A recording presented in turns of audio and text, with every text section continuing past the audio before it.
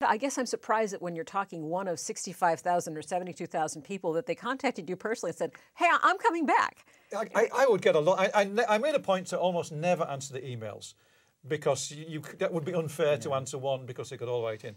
But I read them all, and a lot came in. A lot of people didn't want to put things on the forum for various reasons. Paul already mentioned that they actually had meetings off the forum on Skype and Google Groups, all sorts of places they were doing stuff and we knew about just anecdotally. That an individual can feel so involved and so personally invested that they would literally contact the instructor and say, I'm coming back. Yeah, no, they I mean, and in a sense, we set them up for doing that because one of the things I tried to convey was getting a sense of me as a person. You know, I actually appear on camera, and I didn't have to. I could have done it like Khan Academy, where you never see the person involved. I wanted them to get a sense of me because mathematics is dry, abstract, decontextualized. I think you need a person to make contact of. You know, I was their friendly grandfather or uncle or whatever it was. I thought that was really important. But if you watch what I'm doing, I'm actually not teaching. I'm not telling them any material. I'm talking about the course. I'm trying to motivate them. I'm the coach, if you like, saying, you know, you can do this, keep at it. And it was making human contact. You know, I recorded in the studio, into camera, eye contact.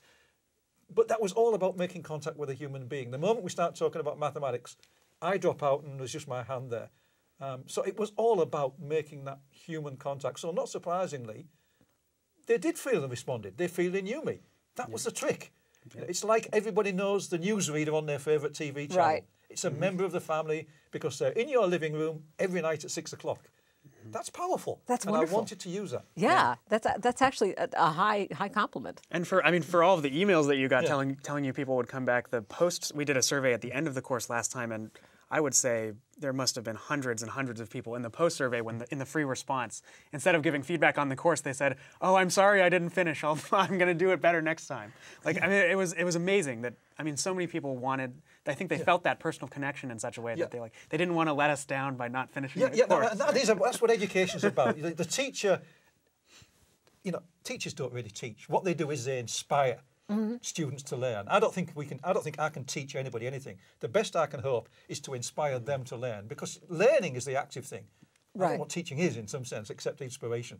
And so I see my role as to inspire them. And in a sense, it's an easy one because I love the subject and I like to inspire people. You know, I mean, you have to fake a lot in a medium. Right. But what you're not faking is your love of the subject. Yeah, or you wouldn't be there. And that you're going to be there. So I was very gratified that they contacted me because it meant that much had worked. You know, the one thing I couldn't do, which I love doing with real students, is when they come into your office, as they do all the time when you talk to them. That's missing. For those of us giving them, there's a lot of interesting upsides. The big downside is you never get to know the students. And you know, we wouldn't be in the business if we didn't like getting to know students. Absolutely. Actually, I've had some professors I'm a little bit suspicious about, but most of us love the stuff. There's one in every crowd.